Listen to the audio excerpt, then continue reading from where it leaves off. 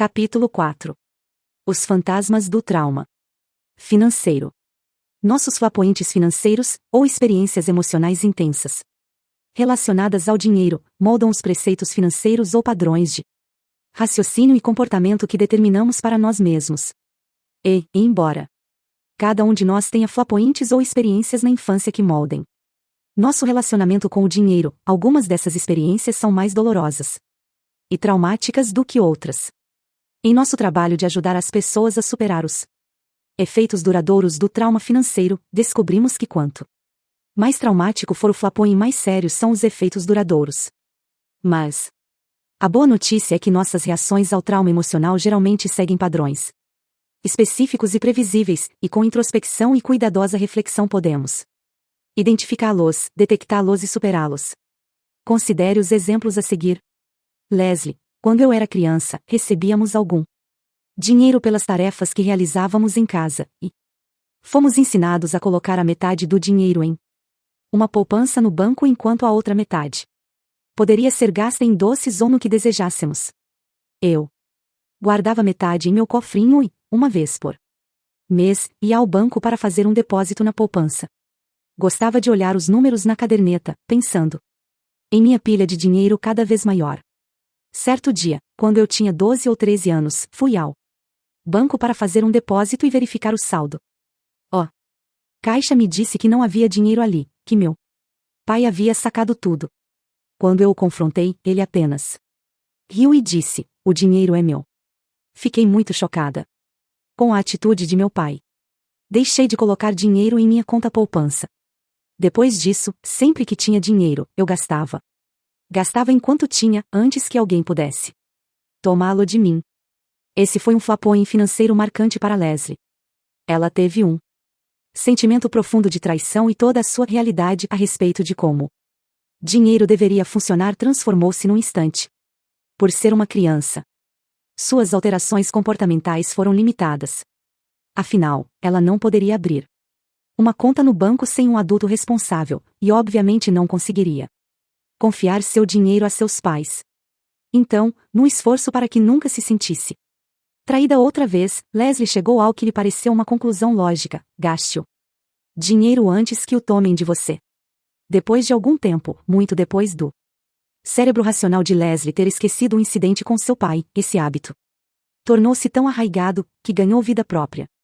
Como resultado, ela se tornou uma gastadora compulsiva, um dos distúrbios que abordaremos na próxima sessão. Vivia aguardando o próximo salário, acumulando mais e mais dívidas, sem nunca poupar algum dinheiro. Carla: tudo o que me lembro do meu tempo de criança é o caos, no que se refere a dinheiro e a qualquer outra área da minha vida. Uma de minhas primeiras lembranças, aos 3 ou 4 anos de idade, foi quando minha mãe foi presa por emitir cheques sem fundo. Nos 5 anos seguintes, mamãe era presa constantemente, entrava e saía da cadeia. Estávamos sempre fugindo da lei, nos escondendo dos credores, sempre mudando de endereço, um passo à frente da polícia. Quando eu tinha 9 anos, mamãe teve um tipo de colapso. Chorava e soluçava, de forma simplesmente inconsolável. Por fim, eu lhe disse: "Mamãe, ligue para o papai." Surpreendentemente, ela me ouviu. No dia seguinte, nos mudamos para uma casa melhor do que qualquer outro lugar onde eu havia morado. Ficava a apenas 6 casas de distância de onde meu pai morava. E achei que seria ótimo estar perto dele. Meus pais haviam se divorciado quando eu tinha quase 2 anos. Portanto, eu não o conhecia muito bem. Mas agora eu o via com frequência. Tínhamos um bom lugar para morar, podíamos nos alimentar bem, e a situação estava melhor do que em qualquer outra fase anterior. Numa manhã de sábado, eu ainda estava dormindo quando minha mãe e meu tio entraram de repente em meu quarto. Eles disseram: "Pegue o que quiser levar com você. Vamos embora e não vamos voltar." Peguei então meu peixinho dourado e corri para a porta dos fundos. Eles me puseram no banco de trás de um pequeno carro esportivo e viajamos durante um dia e uma noite, parando apenas para reabastecer. Viajamos 2.400 quilômetros até nossa nova casa, e tudo começou. Novamente. Aquela foi a última gota. Algo parecia ter se partido. Em mim. Eu desisti. Aprendi que não poderia confiar em nada nem em ninguém, nada jamais daria certo e eu não teria poder para mudar coisa alguma. A partir daquele momento, sempre que a situação ficava estressante, eu fingia não me importar. Tentava parecer bem, apenas sobreviver. Era tudo o que eu podia fazer. Quando fui morar sozinha, me saí muito bem. Financeiramente. Eu me cuidava, agia de forma responsável, pagava minhas contas e economizava algum dinheiro. Tudo foi pelos ares quando me casei. Eu me casei com alguém que se comportava, em muitos aspectos, exatamente como minha mãe. Todos os meus antigos preceitos, de imediato, voltaram, tais como: tenho que ajudá-lo e farei isso colocando tudo o que tenho em nosso relacionamento, sem nunca questioná-lo. Assim, nos 20 anos seguintes, com um emprego perdido após o outro, depois de muitas mudanças pelos Estados Unidos, depois de promessas feitas por ele de que mudaria seu comportamento, e depois de muito caos, eu simplesmente desisti. Acreditava não ter poder algum sobre minha própria vida. Pensava que não merecia ter minhas necessidades supridas. Eu apenas me desconectei, confiei às cegas e simplesmente desisti. Por mais estranho que possa parecer, esses conceitos me mantiveram sã durante aquele difícil período. Contanto que eu não prestasse atenção ao que estava acontecendo, não me sentia muito ansiosa. Não tinha sentimento algum, e isso me parecia bom. Apesar da capacidade humana de sobreviver e se adaptar, as experiências traumáticas podem alterar o equilíbrio psicológico, biológico e social das pessoas, a tal nível que a lembrança de um acontecimento em particular contamine todas as outras experiências, prejudicando o julgamento do presente. Essa tirania do passado interfere na habilidade de prestar atenção a situações tanto novas quanto conhecidas. Quando as pessoas começam a se concentrar seletivamente nos lembretes de seu passado, a vida tende a tornar-se sem cor e as experiências contemporâneas não mais ensinam. Bessel van der Kolk e Alexander M. Cefarlani, pesquisadores de traumas psicológicos. A história de Carla demonstra como assuntos da infância que não foram resolvidos podem afetar nossas escolhas quando adultos. Somos atraídos a pessoas, lugares e objetos que nos parecem familiares, geralmente em um esforço inconsciente de reproduzir o passado e, dessa vez, consertá-lo. Isso raramente dá certo. Observe também como seus preceitos lhe servem bem, a curto prazo, em uma situação específica. Eles permitiram que ela sobrevivesse. Até que unisse forças para confrontar o marido e começasse a formular um plano para o próprio futuro, apesar de seu marido não ter capacidade ou desejo de acompanhá-la nesse processo. No entanto, foram esses mesmos preceitos que a levaram à situação dolorosa da qual precisava escapar, e eles a teriam levado a outras situações autodestrutivas se ela não tivesse caminhando em direção à cura. Quando as pessoas falam sobre trauma, em geral acham que somente os acontecimentos incomuns se encaixam na categoria: o combate armado, roubo, a violência sexual. Mas o fato é que qualquer evento que cause tensão emocional e dor pode ser traumático, por mais corriqueiro que esse evento pareça.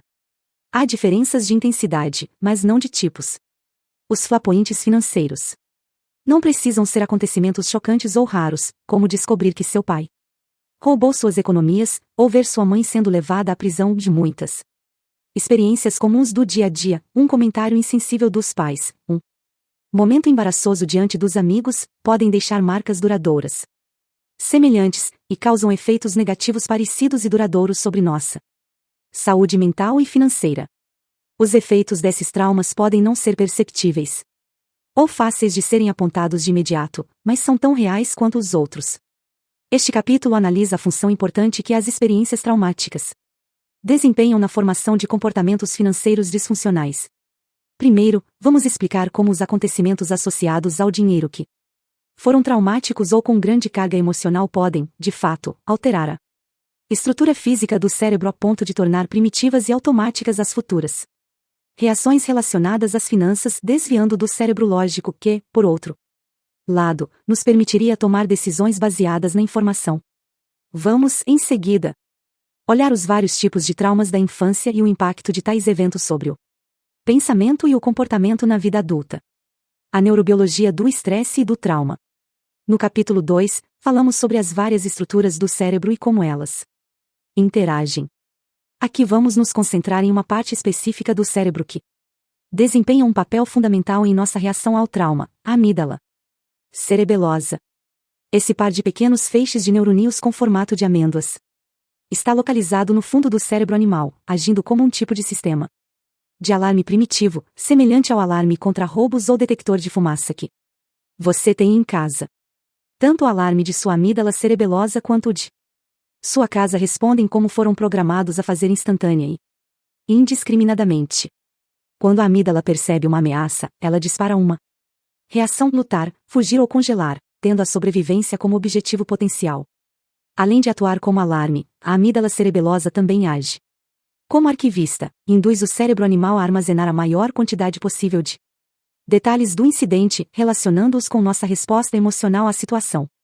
Isso faz sentido do ponto de vista da adaptação, já ao associarmos os eventos perigosos ou traumáticos às emoções negativas como o medo, a ansiedade ou a tristeza, somos mais capazes de reconhecer, e assim evitar, as situações futuras que envolvem risco. Entretanto, o cérebro animal não é muito bom em identificar causa e efeito, e por isso, muitas das emoções que associamos a um evento traumático podem, na realidade, ter nenhuma relação com o evento ou com a situação em si. A amígdala cerebelosa também ajuda a determinar se certos acontecimentos ou se os detalhes desses acontecimentos serão armazenados em nossa memória de longo prazo. Quanto mais perturbador o acontecimento, mais probabilidade há de ele ficar registrado em nosso cérebro, geralmente resultando em flashes de memória, ou em lembranças dos eventos vívidas e assustadoras despertadas por situações semelhantes ou detalhes sensoriais. Estávamos no final de uma sessão com um cliente, quando um helicóptero passou sobre nós a uma altitude surpreendentemente baixa. Nosso cliente jogou-se debaixo da mesa gritando: abaixem-se! Eles vieram nos buscar, abaixem-se! Ele havia servido por 3 períodos no Vietnã, e, várias vezes, foi resgatado do fogo cruzado por um helicóptero. Entretanto, quando os helicópteros de resgate apareciam, surgiam sem nenhum aviso e sua chegada atraía intenso fogo inimigo. Sua sobrevivência havia dependido de reconhecer aquele padrão e agir de acordo, encontrar esconderijo até que o helicóptero estivesse suficientemente próximo para resgatá-lo. 40 anos depois, os caminhos neurais que aquelas experiências haviam criado ainda estavam intactos e com força suficiente para produzir o flash de memória que ele experimentou em nosso escritório. O trabalho da amígdala cerebelosa também explica por que nossas associações emocionais são tão duradouras, tão resistentes aos fatos e à lógica. Os caminhos neurais da amígdala ao neocórtex, onde o raciocínio e a lógica acontecem, são muito mais fortes do que os que partem do neocórtex em direção à amígdala. Em outras palavras, nossas emoções moldam nossos pensamentos de forma muito mais poderosa do que nossos pensamentos moldam nossas emoções. Essa é a razão pela qual o cérebro emocional armazena verdades sobre nossa história, as quais frequentemente estão fora de nossa mente consciente. No último capítulo, aprendemos sobre a tendência de nosso cérebro de criar falsos positivos. Isso talvez ajude a explicar por que respondemos tão prontamente aos gatilhos de emoções associadas aos nossos traumas financeiros. Em termos da sobrevivência humana, esse falso positivo faz algum sentido. Imagine nossos ancestrais pré-históricos ouvindo um ruído nos arbustos. Se não prestassem atenção e tentassem identificar a origem do som cada uma das vezes, sem importar com que frequência o som seria causado pelo vento, um galho quebrado, ou um pequeno roedor, talvez acabassem se tornando o jantar de algum animal. Mas se nos referimos aos dias de hoje, reagir de forma tão instintiva e dramática a toda possibilidade de ameaça só aumenta nosso nível de estresse. Recentes avanços da tecnologia revelam que não apenas fazemos conexões e associações mentais entre as emoções e os eventos traumáticos, o cérebro passa, de fato, por alterações físicas como uma reação ao trauma. Historicamente, a função do cérebro humano só pôde ser estudada de maneira indireta, por exemplo, em experimentos de cérebro dividido. Os pesquisadores pediam aos Participantes, para desempenharem tarefas, observavam os resultados e, então, baseados naquelas observações, tiravam conclusões sobre o funcionamento do cérebro. A medicina moderna mudou isso. Há um século, a invenção do raio-x nos permitiu estudar o esqueleto. Hoje, a tecnologia avançada, como as imagens de ressonância magnética, permite espiar dentro do crânio e dar uma olhada no próprio cérebro. Mais recentemente, a ressonância magnética funcional nos permite assistir o cérebro em ação, em tempo real. A ressonância detecta quais regiões específicas do cérebro estão mais ativas quando a pessoa examinada realiza todos os tipos de tarefas, seja solucionar equações matemáticas, pensar em uma pessoa querida, ou ver fotografias com forte carga emocional. Usando os dados da observação de milhares de pessoas, é possível hoje mapear os caminhos do cérebro e identificar quais regiões estão associadas a quais atividades e emoções. Os neurocientistas descobriram que as experiências traumáticas criam caminhos neurais no cérebro que permanecem muito tempo após o próprio evento ter ocorrido. Se a experiência for repetida várias vezes, seja na realidade ou em nossa memória, os caminhos neurais, reformulados e reforçados, tornam-se permanentes, como sulcos gastos de um caminho muito percorrido.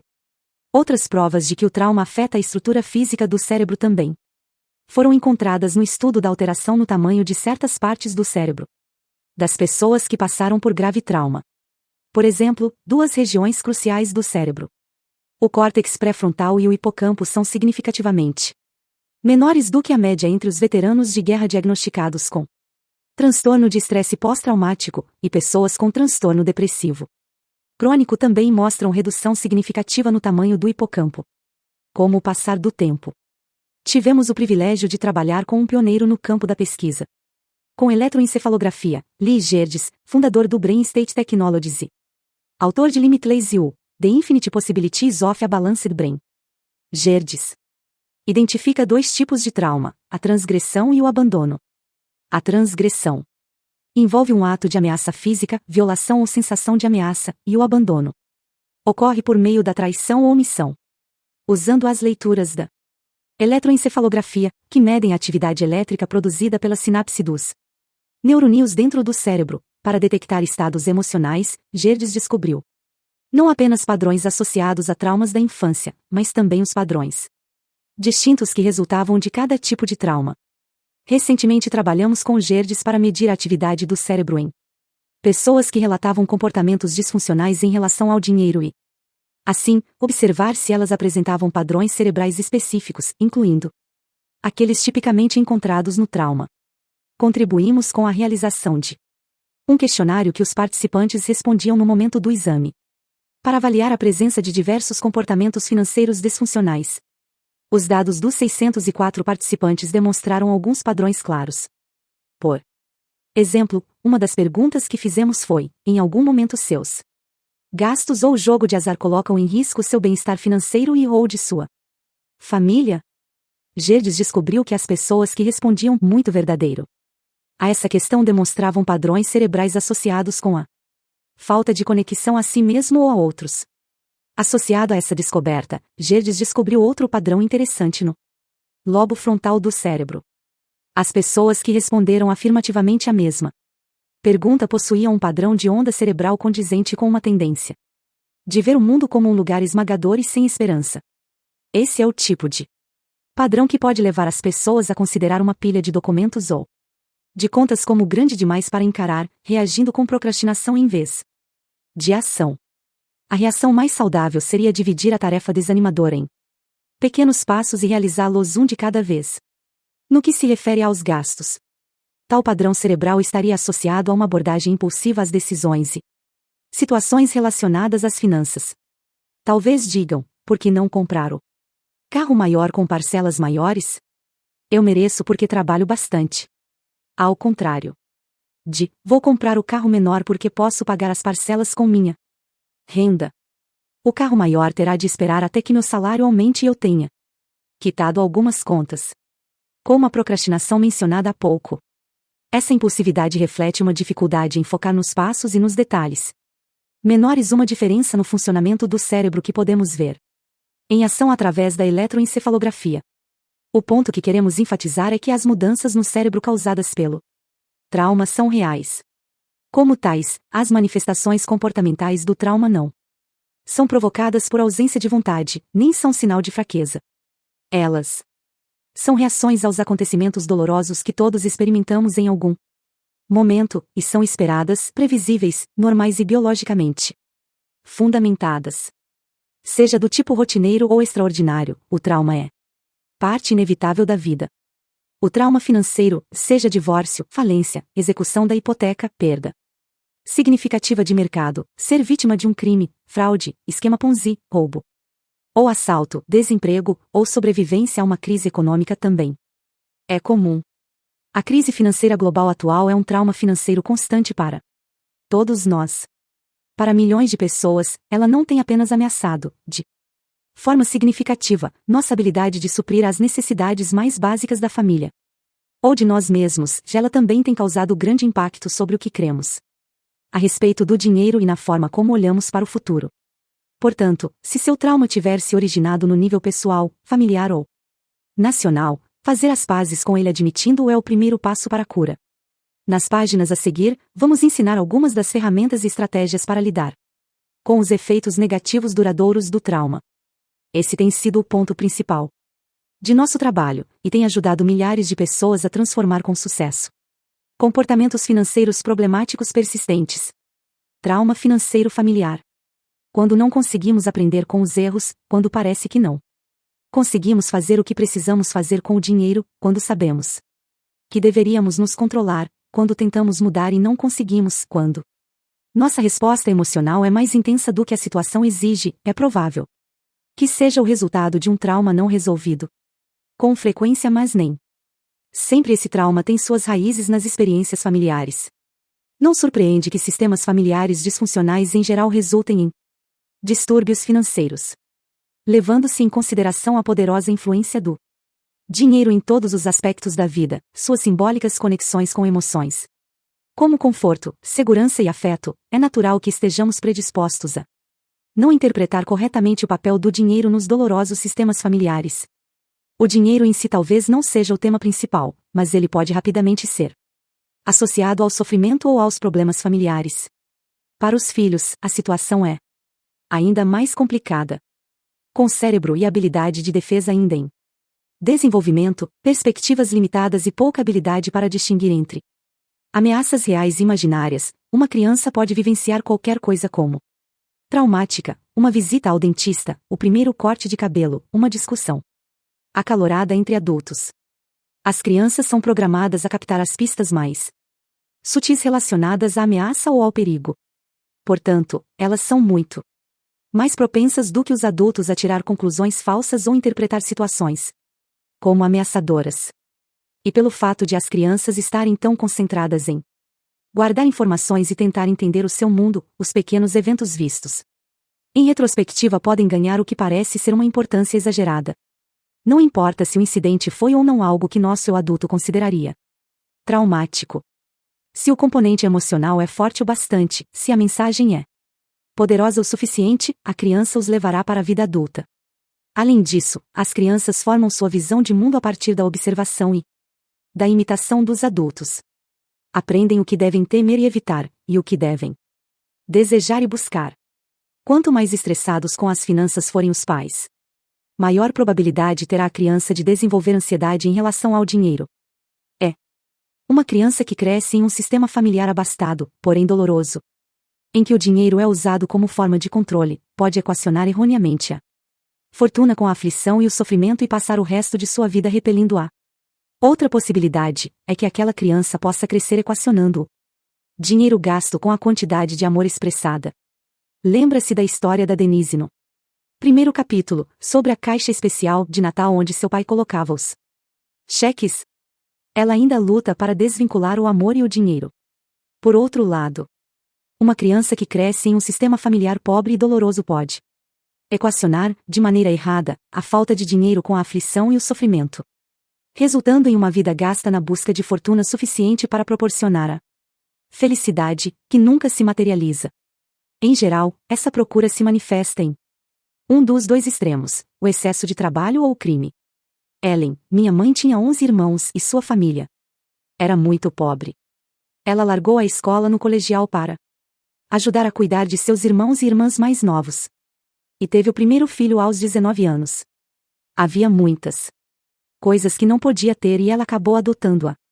Atitude é extremamente necessário para conseguir o que queria. Obter algo por nada, fazer um programa. Era um estilo de vida. Ela estava determinada a ter tudo o que nunca tivera, mesmo que isso significasse se prostituir, roubar, pedir emprestado, qualquer coisa para conseguir o que desejava. Minha mãe nunca economizou na vida. Gastava cada centavo que ganhava. Ela trabalhava como empregada de uma família rica e roubava deles. Acabou sendo pega.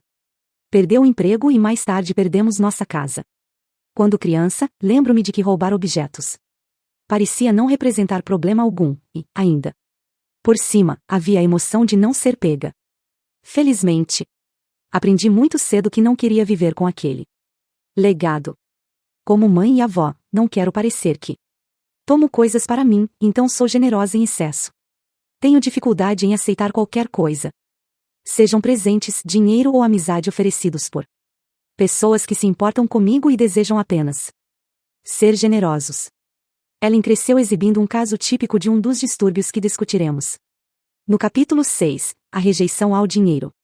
Como consequência do exemplo, comportamento de sua mãe e do trauma que resultou deste, começou a associar o dinheiro à desonestidade e à vergonha, portanto, não nos surpreende que ao chegar à vida adulta ela não quisesse se relacionar com ele. Hoje, Ellen é uma profissional altamente treinada que trabalha sobretudo com os economicamente desfavorecidos. Ela se oferece como voluntária para liderar projetos e trabalha de graça, mesmo se os projetos que comanda, e que são patrocinados pelo governo, lhe ofereçam pagamento. Ela, de fato, devolve o dinheiro que ganha. Porque quer evitar qualquer crítica de que esteja fazendo pelo dinheiro. É claro que a crítica viria de um lugar apenas, sua própria mente. Tudo bem se ela não precisasse do dinheiro, mas aos 55 anos de idade sua situação financeira é instável, depende apenas do salário, não tem qualquer reserva financeira ou plano de aposentadoria. Outra fonte de confusão para crianças a respeito de dinheiro é o silêncio que os cerca. Em muitas famílias, embora os temas que envolvam esse assunto estejam sempre presentes, eles raramente são abordados ou discutidos. Esse silêncio pode ser tão traumático se não for ainda mais do que as experiências que Ellen viveu, porque os temas são varridos para debaixo do tapete e nunca encarados.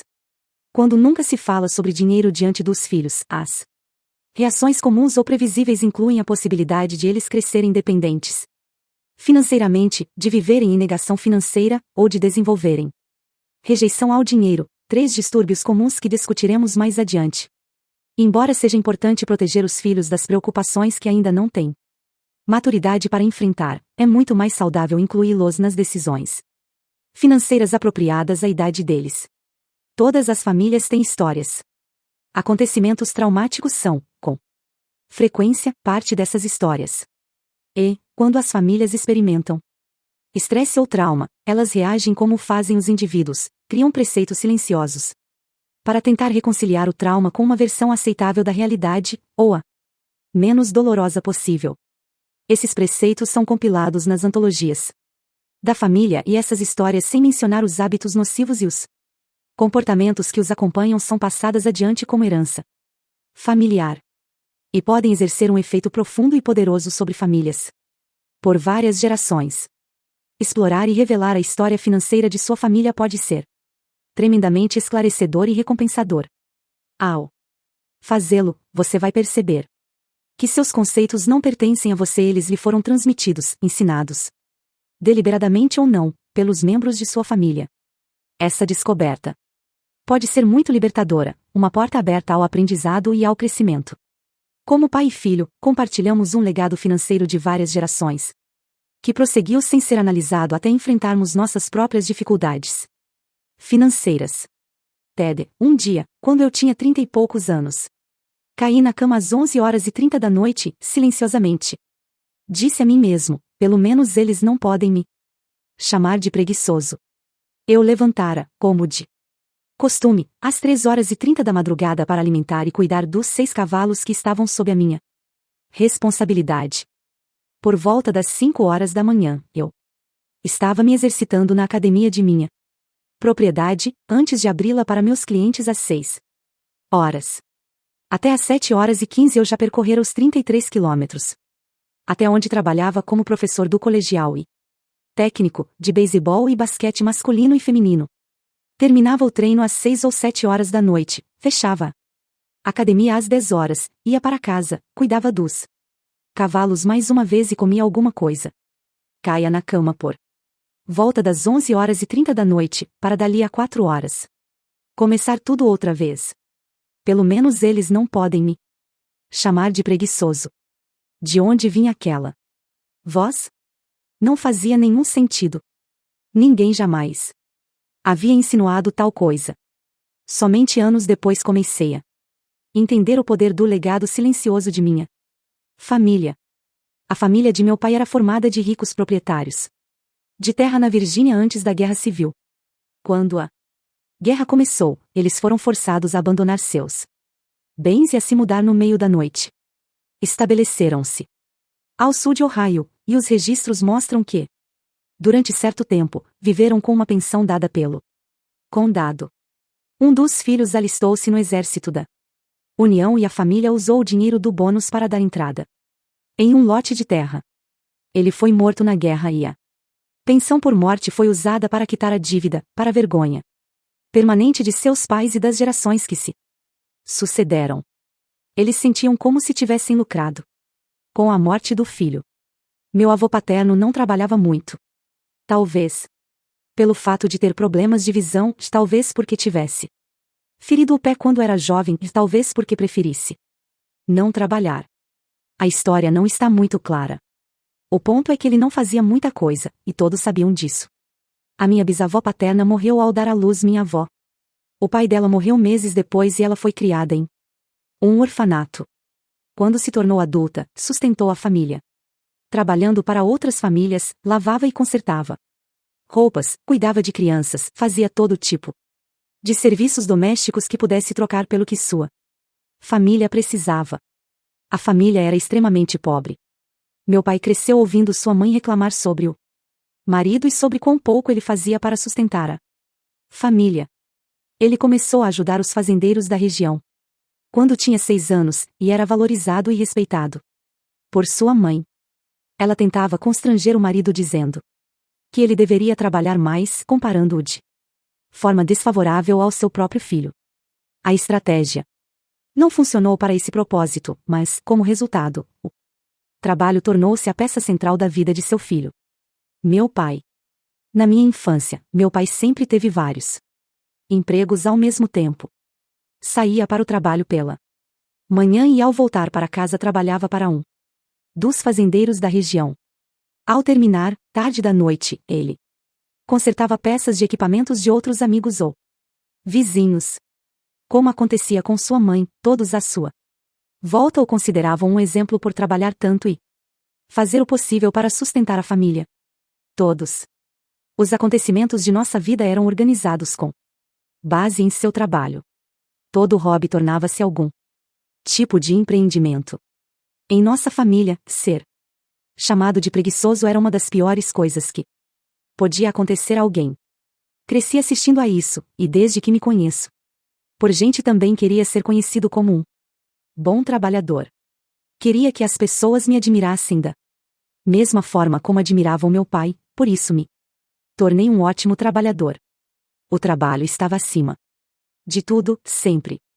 Muito tempo depois de ter saído da fazenda e de meus avós partirem, eu ainda estava tentando viver de acordo com o padrão que garantiria que ninguém jamais pudesse me chamar de preguiçoso. Eu estava tão concentrado em trabalhar muito que me coloquei à mercê de outros no que se refere ao que acontecia em minha vida financeira. Nunca assumiu controle sobre minhas finanças porque acreditava que o trabalho provava o meu valor, e não o dinheiro. Encontro a origem disso em uma tarde na fazenda de meu avô materno.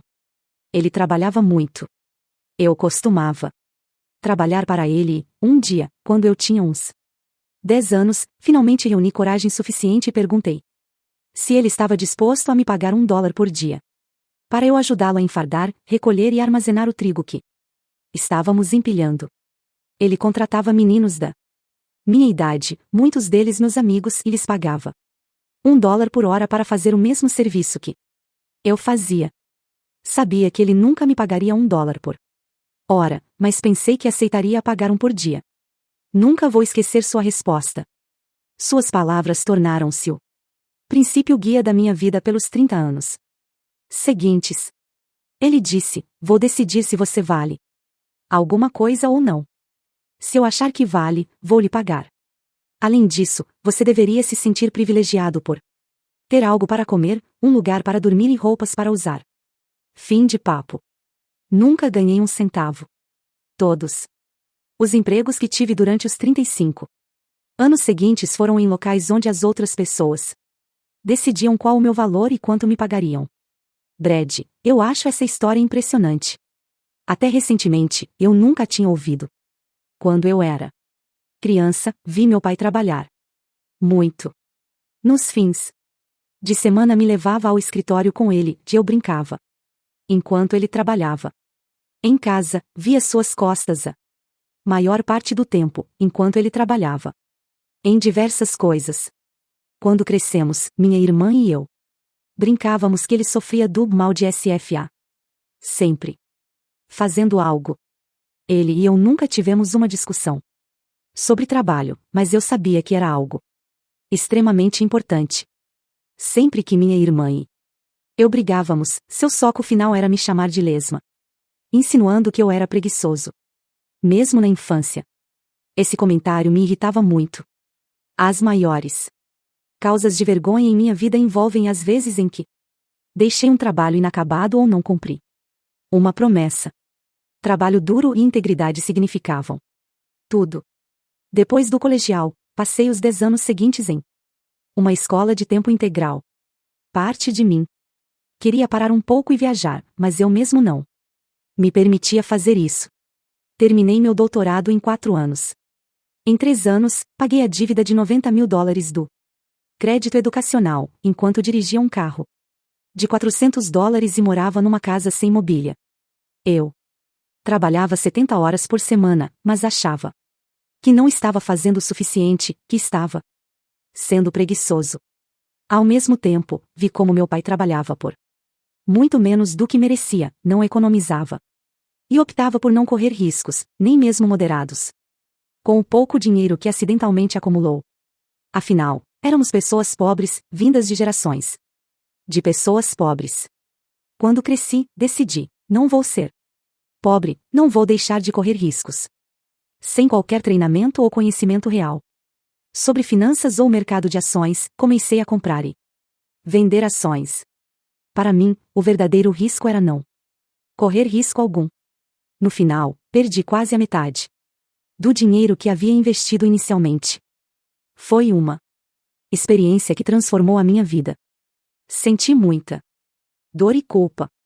Não tinha uma compreensão consciente dos conceitos ocultos que eu havia herdado de outras gerações e de meu relacionamento pessoal com o dinheiro. Ao tentar agir de maneira diferente dos meus pais, cometi um grande erro e terminei exatamente como eles, com pouco dinheiro. O legado de minha família e seu impacto sobre mim tornou-se claro quando fiquei sabendo que meu pai estava trabalhando 100 horas por semana e sentia-se preguiçoso quando se comparava ao seu pai. Essa consciência foi libertadora para mim porque percebi como era ridículo ele se sentir assim. Afinal, eu o havia visto como um workaholic toda a minha vida. Ouvir que ele se considerava preguiçoso comparado a seu pai me ajudou a colocar em perspectiva meu próprio raciocínio e culpa automáticos. Isso me ajudou a fazer as pazes com a imprecisão de meu raciocínio nessa área, e me permitiu ter um melhor equilíbrio entre vida e trabalho, de parar de correr riscos excessivos e de não sucumbir à culpa ou à vergonha. Traumas financeiros sociais. Traumas de grande escala como uma guerra ou crise podem ter grande influência não apenas naqueles que passaram pela experiência, mas também sobre seus filhos e até seus netos. Recentemente, ouvimos uma impressionante Entrevista com um homem que recordava os efeitos sobre sua família causados por sua infância durante a Grande Depressão. O pai de James Boss havia conseguido manter seu emprego como vendedor, mas para manter a sobrevivência da família trabalhou a ponto de ter uma parada cardíaca. Assim que ele se recuperou, o filho mais velho da família Boss estava determinado a não perder as parcas economias que seu pai acumulara quase à custa da própria vida. Ele retirou todo o dinheiro do banco, colocou-o em uma mala e a enterrou no quintal. Ele não confiou em bancos durante muito tempo, disse Boss. E isso me impressionou profundamente. O próprio Boss recentemente sacou vários milhares de dólares e escondeu o dinheiro. Eu acho que é besteira e de certa forma até idiotice, disse ele. Mas, ao mesmo tempo, a Grande Depressão causou um grande impacto sobre mim. E não consigo esquecer. Essa desconfiança nos bancos e o impulso de esconder o dinheiro não são incomuns em tempos assim. Em seu livro The Invisible Scars, que fala sobre a Grande Depressão, Caroline Bard descreve as medidas que as pessoas tomavam para proteger suas economias: esconder notas entre as páginas de livros, deslizá-las atrás de fotos emolduradas, escondê-las enroladas no guidão da bicicleta, colar moedas de ouro dentro de cascas de nozes. Em janeiro de 1932, uma professora perguntou a um menino de 12 anos por que ele estava se coçando e descobriu $1000 em notas graúdas coladas em seu peito. Ele explicou que seus pais tinham medo de bancos. É muito provável que os pais desse menino persistiram nessa extrema ansiedade em relação ao dinheiro, muito tempo depois do fim da depressão, e é possível que o próprio menino tenha desenvolvido um distúrbio financeiro de algum tipo. Muitos sobreviventes da depressão, na realidade, criando costume de estocar, costume esse que persistiu mesmo em tempos de prosperidade. Por terem vivido em um período de tanta escassez, privação e incerteza, desenvolveram um medo profundo e irracional de serem outra vez despojados de tudo o que tinham e de acabarem sem nada. Então, preparavam-se enfiando dinheiro sob o colchão, estocando grandes quantidades de comida, e economizando tudo, de ferro velho a óleo de motor. E, como muitos outros comportamentos disfuncionais, essa tendência a acumular geralmente era transmitida a outros membros da família. Sabemos de filhos da era da depressão que se tornaram acumuladores e excessivamente econômicos, repetindo o exemplo dos pais. Paul, por exemplo, não vivenciou a Grande Depressão, mas o legado desse período era forte em sua família. Paul cresceu ouvindo histórias sobre a depressão e sobre o seu impacto nas pessoas.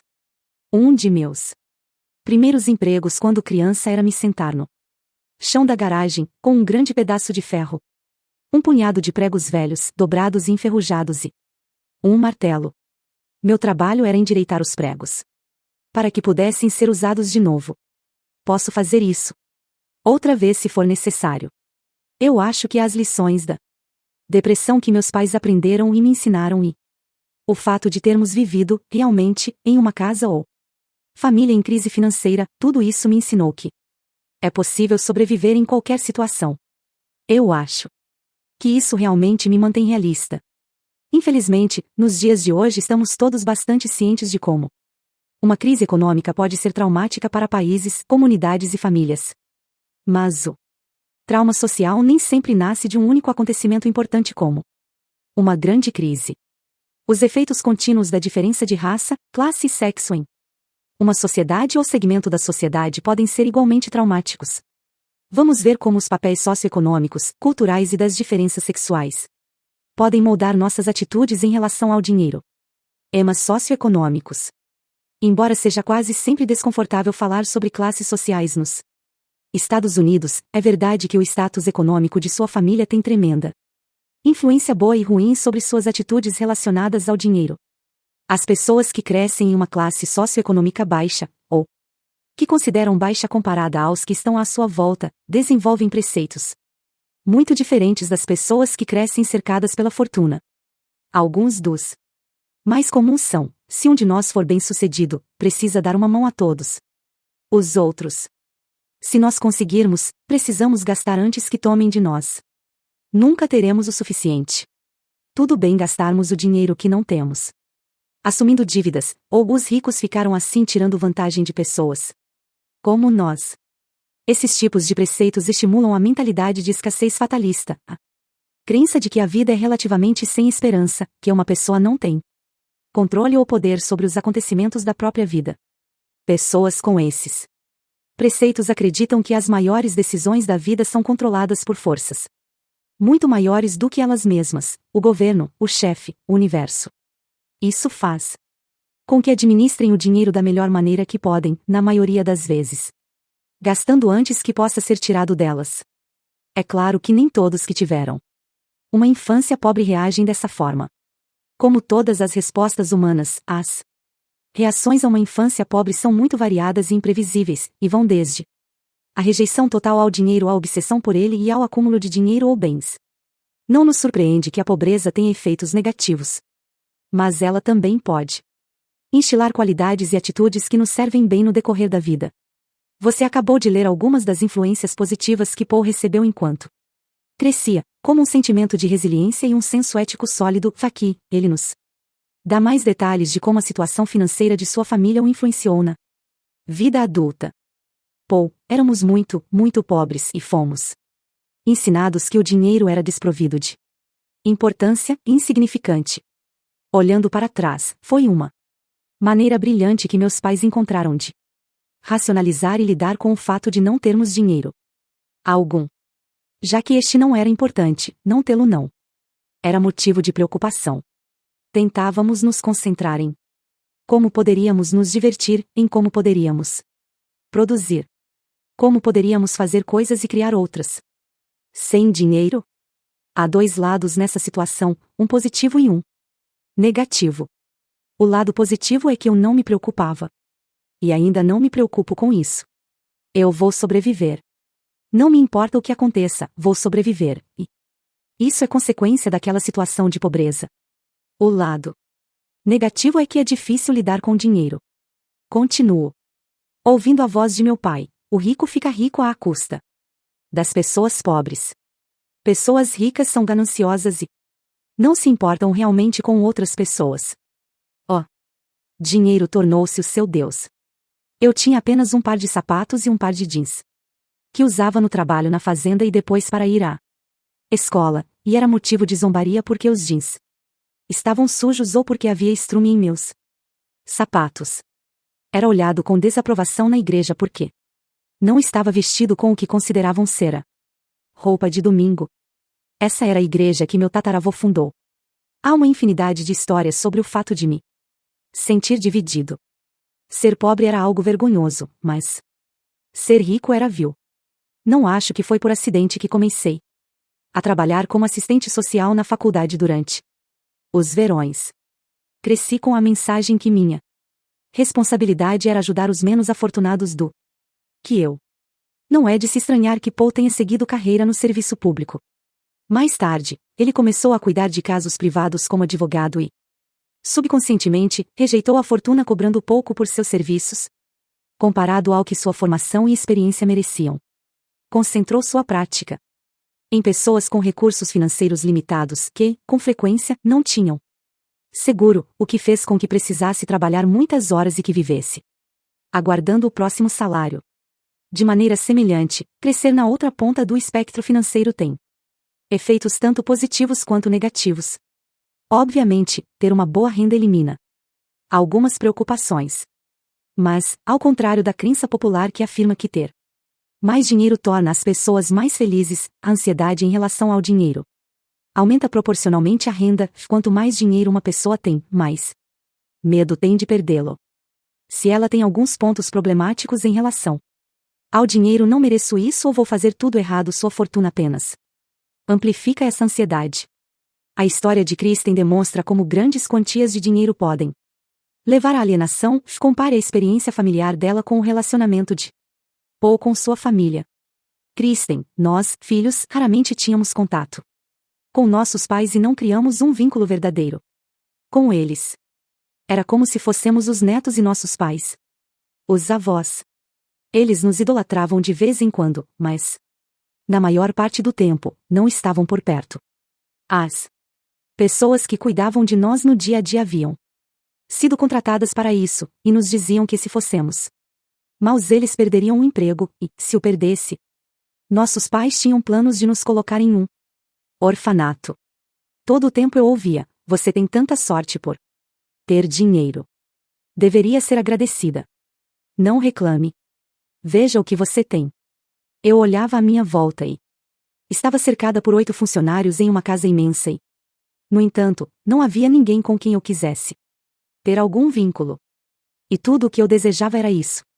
Eu roubaria a família de outras pessoas, famílias cujas casas caberiam inteiras no quarto dos meus pais. Eu adorava o momento em que o pai chegava em casa para o jantar. As crianças falavam sobre o seu dia, mamãe e papai falavam sobre o dia que tiveram, e eu era convidada a falar sobre o meu. Eu queria que eles pudessem me adotar. Era constrangedor ser levada à escola pelo chofer. Eu costumava pedir: deixe-me na esquina. Meus pais nunca vinham à escola e, no lugar deles, às vezes, vinha a governanta, com seu uniforme. Era realmente constrangedor.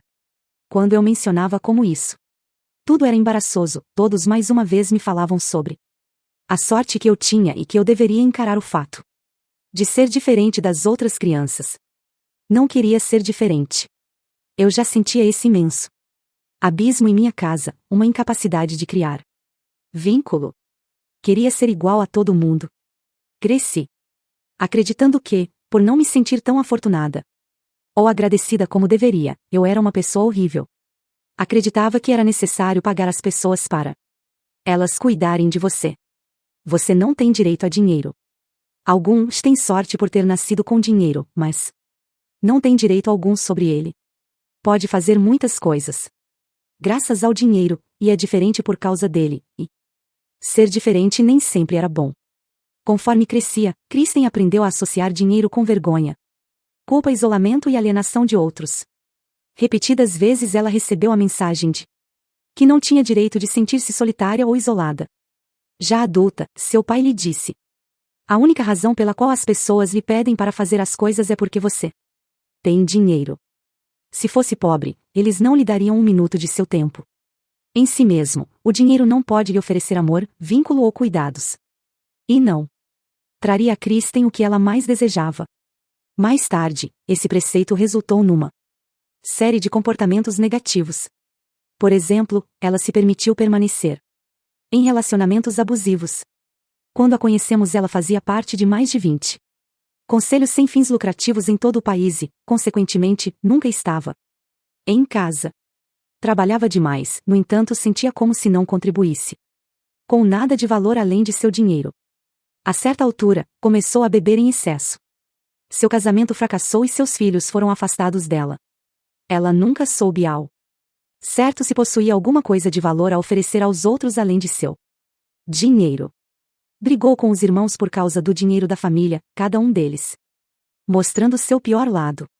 Ela nunca sentiu que pertencia a qualquer lugar. Outro ponto interessante sobre a classe socioeconômica em que crescemos é que podemos ter a tendência de ficarmos presos nela. Essa é a zona financeira de conforto sobre a qual falamos no capítulo anterior. Nossa classe pode se tornar tão arraigada na nossa individualidade e identidade que nos apegamos a ela, mesmo quando nossas circunstâncias mudam.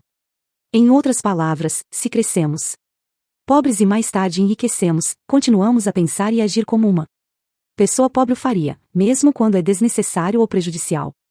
Se crescemos em uma família rica e mais tarde perdemos nossa cesta de ovos, temos a tendência de continuar a viver e gastar como se fossemos ricos, mesmo que isso esteja acima de nossas condições financeiras. Firmar-se rigidamente dessa forma sobre preceitos financeiros antiquados pode ser prejudicial a nosso ego, nossos relacionamentos e nosso bem-estar financeiro. Cultura. Pode ser difícil separar os efeitos econômicos da cultura de classes sociais, mas nossa história recente oferece casos muito claros do impacto que a discriminação racial pode ter sobre a situação econômica de um grupo. Os afro-americanos, por exemplo, ainda estão lidando com os efeitos econômicos de séculos de escravidão e de contínua hostilidade racial, efeitos que podem ter um impacto negativo sobre seus preceitos financeiros e suas crenças sobre o que é possível realizar financeiramente. Durante a década passada, vários estudos trouxeram alguma luz sobre as Dificuldades financeiras e os desafios enfrentados pelos afro-americanos. Comparados aos estudantes universitários brancos, os alunos negros tendem a ter uma dívida mais alta no cartão de crédito e apresentam níveis mais altos de estresse como consequência. As mulheres afro-americanas que buscam ajuda em abrigos para mulheres agredidas têm mais probabilidade de relatar renda abaixo da linha da pobreza do que mulheres de outras raças. Por terem recursos econômicos limitados, essas mulheres têm radicalmente menos chances de escapar de sua situação. Um outro estudo, que acompanhou meninas afro-americanas durante a adolescência, descobriu que as meninas que relataram maior estresse financeiro em casa tinham mais probabilidade de terem um desempenho ruim na escola e de engravidarem muito cedo. A falta de estudo e a gravidez na adolescência estão fortemente relacionadas com a pobreza, portanto, elas e seus bebês têm diante de si um futuro que tende a ser sombrio. Em seu livro The Hidden Cost of Being African American, 4. Thomas Shapiro destaca que a baixa renda não é a única dificuldade financeira que os afro-americanos enfrentam. Shapiro escreve que eles têm mais probabilidade de serem pobres de bens, morando em casa alugada em vez de própria, com investimentos pequenos ou não existentes, e de menor probabilidade de deixar uma herança para a geração seguinte. Assim, podemos ver como os efeitos da escravidão e as leis de Jim Crow, entre outras leis discriminatórias, exigiam instalações separadas para brancos e negros, ainda afetam a geração atual, pelo fato das famílias afro-americanas não conseguirem deixar uma herança, seus filhos precisam começar do zero. Compare isso a muitas famílias brancas de classe média que, além do que ganham, têm acesso aos bens herdados, podendo utilizá-los para pagar a anuidade da faculdade, treinamento profissional, a primeira casa, grandes gastos que, talvez, não apenas os estabiliza na classe média como também os ajuda, ou a seus filhos, a irem além. Na ausência desse tipo de auxílio, as famílias negras com o mesmo nível de renda em geral dependem somente dos salários para obter não apenas o que é básico, mas também cobrir os investimentos capitais. Isso tem implicações óbvias para a estabilidade e a mobilidade da classe a longo prazo. Como afirma Shapiro, conversei com uma mãe solteira que se referia à renda como de sobrevivência e aos bens como dinheiro para ir adiante. Além disso, uma história cultural amarrada pela discriminação racial pode ter uma poderosa influência sobre os conceitos e suposições de um grupo. Por exemplo, o confinamento dos imigrantes japoneses e dos cidadãos americano-japoneses durante a Segunda Guerra Mundial demonstra como o racismo patente pode despertar todos os tipos de preceitos e comportamentos financeiros. Considere a história a seguir. Em janeiro de 1942, um mês após o ataque a Pearl Harbor, Kiyoshi Kagawa, de 21 anos de idade, alistou-se como soldado do exército. Ele se considerava americano em primeiro lugar e japonês em segundo, e queria lutar por seu país. Em 19 de fevereiro de 1942, a Ordem Executiva 9066 de Franklin Delano Roosevelt abriu caminho para o confinamento de mais de 100 mil pessoas de etnia japonesa que viviam principalmente na costa oeste. A mãe, o pai e o irmão de Kiyoshi estavam entre os milhares que foram forçados a abandonar suas casas, seus negócios e pertences e mudar para os áridos e desoladores campos de concentração. O irmão mais novo de Kiyoshi foi liberado e alistou-se no 442º Regimento de Artilharia, a unidade de nipo-americanos que lutou na Europa, e mais tarde tornou-se a unidade militar mais condecorada da história dos Estados Unidos. O próprio Kiyoshi serviu como oficial da inteligência sob o comando do general Douglas MacArthur durante seu retorno às Filipinas e a ocupação do Japão. No mesmo ano, uma jovem chamada Fumiko Momonoi completou 18 anos em um campo de concentração a milhares de quilômetros de sua casa, em Seattle. Antes da guerra, o pai de Fumiko havia vivido a história do imigrante bem-sucedido.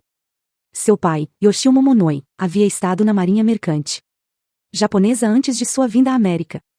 Em dezembro de 1910, ele estava em um navio viajando pelo rio Columbia, que ele e dois amigos pularam do barco na água gelada. Milagrosamente ele conseguiu chegar à margem. Nos 32 anos seguintes, Yoshio, com muito trabalho e dedicação, foi de cozinheiro a proprietário de um restaurante de sucesso, que foi capaz de manter durante a Grande Depressão. Mas em 1942 os Momonois foram enviados a um campo de concentração em Havre, Arkansas. Como muitos outros japoneses e nipo-americanos residentes, perderam tudo. Suas economias, fazendas, lojas, restaurantes, casas, um total de 3 bilhões de dólares em bens, hoje na casa dos trilhões, foi tomado, roubado ou destruído. Mas as perdas dos internos foram muito além das financeiras. Segundo os historiadores David O'Brien e Stephen Fujita, o estresse causado por longos períodos de incerteza, separação dos membros da família, perda econômica e estigma deixaram suas marcas. Muitos, compreensivelmente, saíram dessa experiência traumatizados, cultivando uma falta de confiança profunda no governo e uma grande relutância em falar sobre aquele período. Como grupo, eles se referem ao confinamento como uma linha divisória na história de suas vidas. Existe a vida antes do campo e depois do campo. Para aqueles, como os Momonoi, que tiveram perdas financeiras devastadoras, aquelas lembranças de dor e sofrimento se misturam com o que sentem a respeito do dinheiro. Avance rapidamente para 2009. O planejador financeiro Rick Kagawa, de 56 anos de idade, filho de Kiyoshi Kagawa e Fumiko Momonoi, é presidente da Capital Resources and Insurance, sediada em Huntington Beach, na Califórnia. 80% dos clientes de Rick são nipo-americanos, metade deles, como sua própria mãe, passou pelo confinamento, geralmente na infância. Rick ainda vê os sintomas duradouros e testemunha os efeitos contínuos daquele trauma na vida financeira de seus clientes. E em sua própria família ele vê o forte contraste entre o comportamento e os preceitos financeiros de sua mãe, que ficou confinada, e os de seu pai, que não ficou. Rick, minha mãe terminou o colegial ainda no campo. Como muitos outros naquela época, ela não teve oportunidade de ir para a faculdade, o que deveria acontecer na cultura nipo-americana daqueles dias. Ela tornou-se uma pessoa sempre relutante para gastar dinheiro e não sabia, de fato, como desfrutá-lo. Ela sempre teve facilidade para poupar, mas nunca quis correr riscos no que se refere a dinheiro, e sua criatividade e imaginação estavam embotadas. Meu pai era diferente. Ele estava no exército durante os anos de confinamento, e depois se tornou alguém disposto a correr riscos, um empreendedor. Foi muito bem-sucedido em seu negócio após a guerra. Já pedi à minha mãe para falar sobre suas experiências. Mas até hoje ela não toca no assunto. A maioria dos meus clientes também não quer falar sobre isso. Eles querem apenas deixar tudo para trás. No entanto, é possível ver os efeitos disso. Todos eles são grandes poupadores. Como não querem correr riscos e muitos perderam a oportunidade de fazer faculdade, a maioria deles terminou trabalhando para outras pessoas. Na média, meus clientes começaram ganhando $5.000 por ano e terminaram com uma renda anual de cerca de 30 mil. Eles economizaram de 10 a 15% do que ganharam, ano após ano. Colocaram o dinheiro em CDBS porque era seguro, porém não conseguiram fazer com que o dinheiro realmente trabalhasse para eles. Muitos deles hoje têm casa própria, e entre 250 mil e 500 mil dólares no banco. Financeiramente estão confortáveis, mas a parte mais difícil é fazer com que desfrutem de seu dinheiro agora que se aposentaram. Eles parecem não conseguir fazer a transição entre economizar e gastar. De vez em quando saem de férias. No entanto, a maioria vive no nível de subsistência, gastando o mínimo possível consigo mesmo. A maioria não consegue desfrutar de seu próprio dinheiro. Durante o confinamento perdemos toda uma geração de ganhos. Nossa comunidade sofreu duas grandes depressões no espaço de 12 anos, e a segunda levou tudo o que tinham. Nós tivemos de começar do zero. Meus clientes que passaram pela experiência ainda são afetados por ela. Paranoia e temores que são muito poderosos ultrapassam gerações. Isso é algo que você recebe dos seus pais. Eu herdei alguns dos conceitos financeiros de meus pais, mas os meus não chegam a ser tão severos. No entanto, posso ver os sinais. Vemos com clareza que os pais de Rick cresceram com ideias muito diferentes sobre o dinheiro. Como consequência de sua experiência, a mãe dele, como outros confinados, nunca acreditou que seu dinheiro era de fato seu. Inconscientemente, ela esperava que tudo lhe fosse tomado a qualquer momento. E vivia de forma mais frugal possível para não sentir falta do dinheiro quando não o tivesse mais. Por outro lado, o pai de Rick, que viveu a guerra como soldado, foi capaz de assumir a propriedade de seu dinheiro vendo-o como uma ferramenta a ser utilizada em vez de fonte de sofrimento e perda. Gênero. A ideia de que as mulheres não deveriam se preocupar com dinheiro, ou que não é feminino lidar bem com ele, está, felizmente, seguindo o caminho da fita de 8 canais e de modem de 56K. Mas, ainda hoje, há muitas mulheres que cresceram com alguma versão dessa lição. Denise, papai não acreditava e ainda não acredita que as meninas tenham o que é necessário para tratar negócios. Ele dizia que não acreditava que elas tivessem estabilidade emocional para ser bem-sucedidas. As mulheres são emocionalmente frágeis. Como filha única, estava claro que ele me considerava e me tratava de forma diferente dos meus irmãos. Para Denise, a mensagem constante de seu pai de que ela nunca seria bem-sucedida em um negócio próprio a levou a sufocar seus sonhos empreendedores. E, durante décadas, continuar financeiramente dependente dos pais. Madeline, a maior lição que aprendi ao crescer em uma família com um pai machista e com uma caçula de 4 irmãs é que, para conseguir o que você quer, sexo é moeda. Assisti minha mãe manipular meu pai dessa forma com sucesso. Vi minhas irmãs fazerem-o mesmo, uma de cada vez, ao se apegarem a jovens bem-sucedidos financeiramente. Ainda hoje elas desempenham o mesmo papel no casamento e preparam outra geração de jovens, minhas sobrinhas, para fazerem exatamente o mesmo. Quando, ainda jovem, comecei a trabalhar, percebi rápido que, para a maioria dos empregos que tive, o sexo era parte das tarefas esperadas para receber o pagamento. Fazia parte do contrato de trabalho. Embora eu nunca tenha recebido dinheiro diretamente. Em troca de sexo, recebia o pagamento e, em troca, entendia-se que era exigido que eu usasse minha sexualidade como mercadoria de troca. Por exemplo, embora eu trabalhasse em um escritório profissional e tivesse instrução superior, sabia que era importante. Pelo menos tão importante quanto o trabalho que eu fazia que eu estivesse bonita, que me vestisse para agradar os outros e que conseguisse, e mantivesse a atenção de meu chefe. Eu sabia que deveria corresponder ao seu flerte, agindo da mesma forma. Sabia que deveria rir de suas piadas sobre sexo e tudo que o tema envolve. Sabia que estava competindo por sua atenção com todas as outras mulheres do escritório. Aprendi que se jogasse bem, conseguiria ser promovida. Tudo isso me levou a ter um caso com ele. Ninguém tinha dúvidas sobre o que estava acontecendo. Era óbvio que tudo isso era apenas troca. Eles tinham o que queriam e eu tinha o que eu achava que precisava. Mais dinheiro. Assim como minhas irmãs, me casei com uma pessoa porque ele era bem-sucedido financeiramente. Mais uma vez, o sexo era trocado essencialmente por dinheiro e pelo que eu considerava ser segurança. Embora estivesse envolvida em tudo isso, eu me iludia, nunca admitindo o fato de que eu havia relacionado firmemente dinheiro à intimidade e ao sexo. Por fim, como resultado de muito trabalho e autoavaliação, eu percebi em que estavam baseados os conceitos da minha vida e de onde eles vinham. Lentamente, durante muito tempo, comecei a acreditar que nem todos os relacionamentos são construídos nesse tipo de troca. O que tenho hoje está construído em igualdade e em compartilhar o que somos, algo novo para mim e, às vezes, difícil de acreditar. Obviamente, esse é um caso extremo de algo que muitas mulheres trazem a noção de que é função do homem prover segurança financeira, ou seja, o que chamamos de preceitos financeiros do príncipe encantado. Eles incluem: o dinheiro é território do homem. Alguém sempre irá cuidar de mim financeiramente e dinheiro é igual a amor.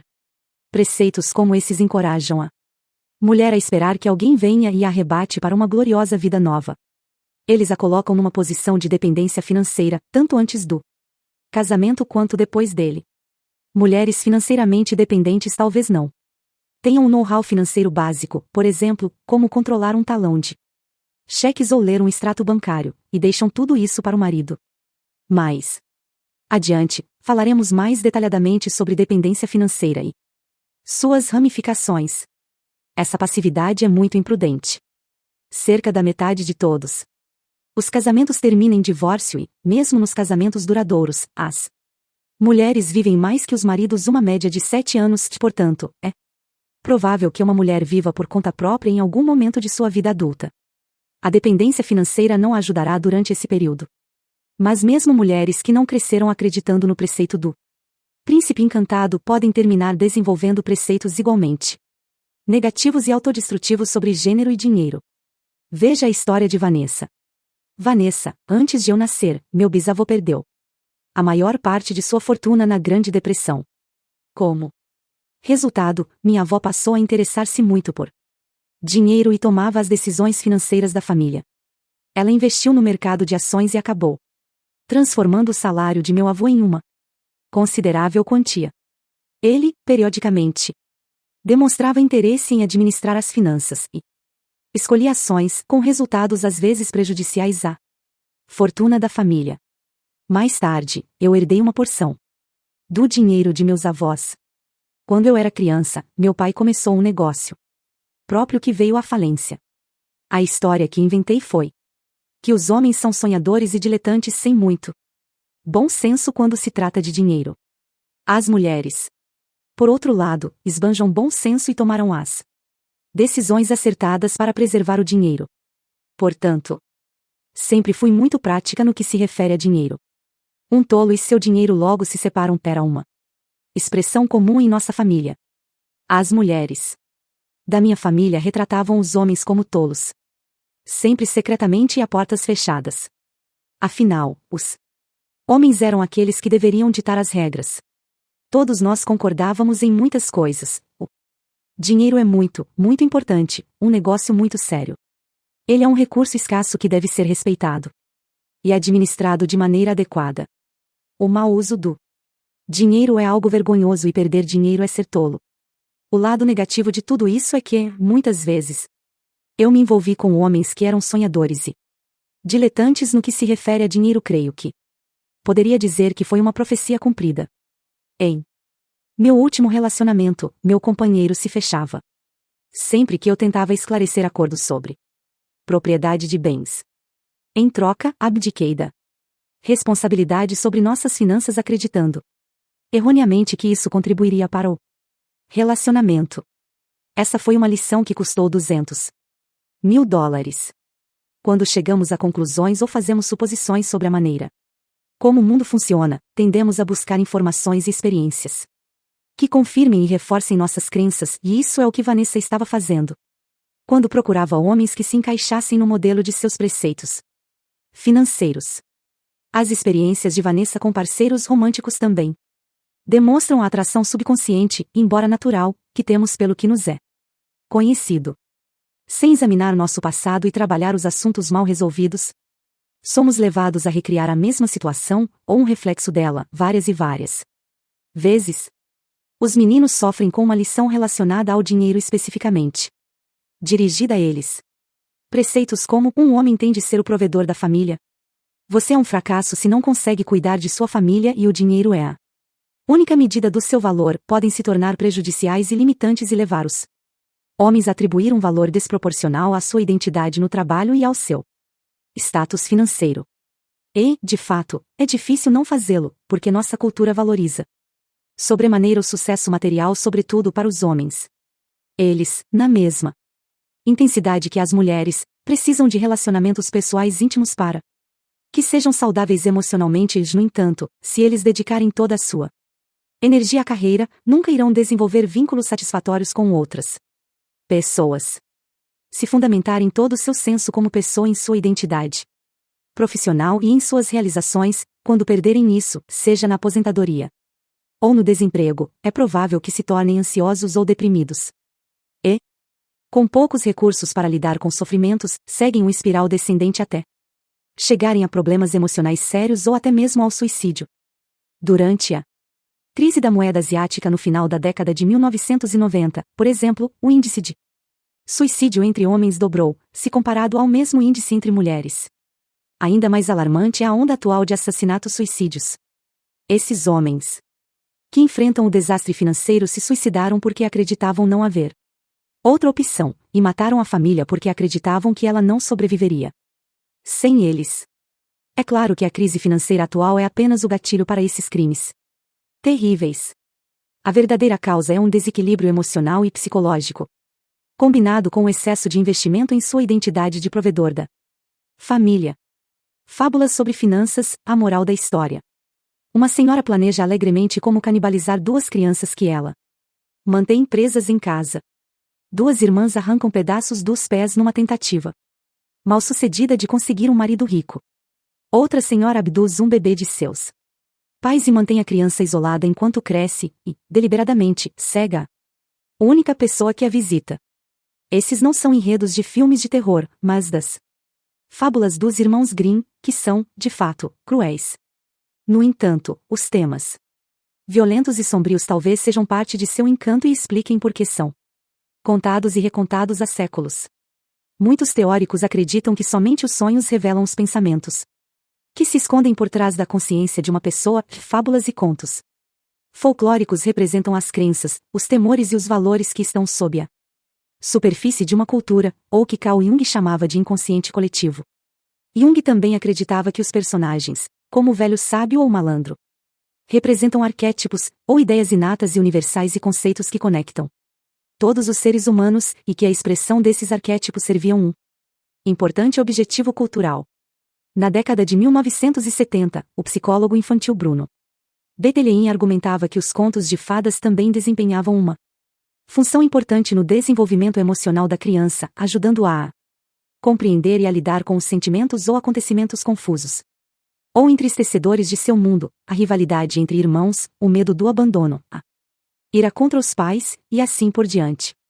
O conto de fadas, em outras palavras, oferece lições e segurança de uma maneira que permite à criança assimilar e reagir. Essa é a razão pela qual as crianças se concentram em histórias específicas e desejam ouvi-las muitas vezes. Bettelheim escreveu a psicanálise dos contos de fadas para demonstrar como os contos de fadas representam de forma imaginativa as bases do processo saudável de desenvolvimento humano, e como os contos tornam tal desenvolvimento atraente para que a criança se envolva. O que tudo isso tem a ver com a maneira como você lida com suas finanças? Conversamos sobre os flutuantes financeiros, sobre como o cérebro cria narrativas a respeito desses momentos, e como essas narrativas são, em geral, imprecisas, ilógicas ou parcialmente verdadeiras. Também falamos sobre como essas narrativas são impressas no cérebro, para que sejam resgatadas em qualquer situação semelhante à experiência original, e como se tornam parte de nossa história pessoal, elementos de nosso folclore particular. Assim como uma criança encontra conforto e segurança ao ouvir a mesma história lida e relida, nossa mente inconsciente continua a repassar esses preceitos financeiros, os quais, assim como os contos de fadas, nos ajudam a entender, simplificar e trazer ordem às complexidades do mundo adulto. No nível subconsciente, o do cérebro animal, organizamos nossas emoções, raciocínio e comportamento financeiros com base nesses preceitos, esperando que eles nos tragam felizes para sempre que desejamos. E o que fazemos quando a vida real não corresponde à fantasia? Geralmente, em vez de questionarmos nossas suposições subjacentes, apenas tentamos fazer com que elas se encaixem. Lembre-se de que os preceitos financeiros podem ser prejudiciais porque, a menos que sejam examinados e desafiados, eles nunca mudam. Mesmo quando os compreendemos e tomamos consciência deles, a perspectiva de deixar de lado nossos preceitos financeiros nos enche de temor, temos pavor de voltar à confusão e ao caos que experimentamos antes de desenvolvermos esses conceitos de sobrevivência. Mesmo agora, que somos adultos e temos o controle, a perspectiva e o raciocínio que não tínhamos quando crianças, nosso cérebro animal se apega a esses preceitos ou contos de fadas que contamos a nós mesmos, assim como faz com qualquer narrativa significativa. Em nosso trabalho, aprendemos que transformar uma vida financeira disfuncional não é possível, a menos que os preceitos financeiros subjacentes sejam identificados, e que examinemos de onde vieram e como eles nos têm ajudado e nos ferido. A análise deliberada e reflexiva dos preceitos financeiros e de sua influência sobre nosso comportamento estabelece as mudanças que queremos realizar. A habilidade de viver a vida em todo o seu potencial é determinada em grande parte por nossa habilidade em identificar os preceitos quando eles surgem na mente. Ao trazermos luz sobre eles, perdem o poder de controlar nossas emoções e ações. A consciência nos abre possibilidades ilimitadas. Podemos nos surpreender, parar e recomeçar. O primeiro passo para transformar os comportamentos de autodefesa é mudar a maneira de pensar. Dessa forma, podemos nos tornar autores conscientes e determinados de nossa vida. Na próxima parte, vamos olhar de perto 12 distúrbios financeiros comuns, seus sintomas, seus preceitos, ou as fábulas que eles representam, e os flapoentes financeiros comuns que são seus catalisadores. Também incluímos resultados de um estudo inovador que conduzimos para documentar as transformações duradouras ocorridas nas pessoas que lidaram com sucesso com as causas por trás de seus distúrbios financeiros. Os resultados são empolgantes. Os indivíduos estudados relataram mudanças significativas e constantes, incluindo melhora do humor, menor ansiedade a respeito do dinheiro, e melhora da saúde financeira e psicológica como um todo. Nós suspeitamos que agora você já tenha reconhecido alguns de seus próprios conceitos e comportamentos nas histórias ou exemplos contados nestas páginas. Ao continuar a ler, anote quais distúrbios ou comportamentos disfuncionais que mais encontram eco em você. No final desta parte, você terá uma compreensão mais rica e profunda da razão pela qual age da forma como age, e estará a caminho da mudança. Antes de analisarmos em detalhes os distúrbios financeiros específicos, separe alguns momentos para olhar para si mesmo. Tente o seguinte exercício. Lembre-se com o máximo de detalhes possível das experiências importantes que você teve com dinheiro, alegres ou dolorosas, voltando ao passado o máximo que sua memória permitir. Pegue uma folha de papel e escreva algumas palavras resumindo o acontecimento. Você também pode desenhar símbolos que as representem. Volte e observe a emoção que associa ao acontecimento. Use palavras como irado, triste, feliz, com medo, ferido. Agora avalie tudo o que escreveu e pergunte a si mesmo: se eu tivesse que escrever uma ou duas frases para resumir minhas experiências com o dinheiro, o que escreveria? Outra maneira de fazer isso poderia ser: concluindo a frase, a moral da minha história é